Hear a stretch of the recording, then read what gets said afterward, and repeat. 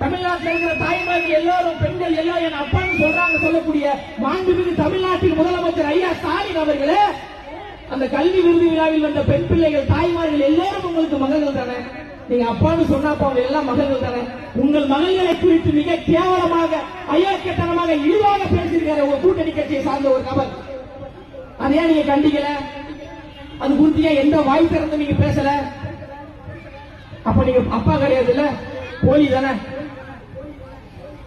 நம்ம தமிழக வெற்றி கழகத்துக்கு எதிராக ஏதாவது ஒன்று பேச வேண்டும் என்றால் வாய்க்கிலேயே பேச முடிய மரியாதைக்குரிய சகோதரி சத்யராஜ் அவருடைய மகள் திவ்யா சத்யராஜ் அவர்கள் ஏன் வாய் திறந்து பேசல?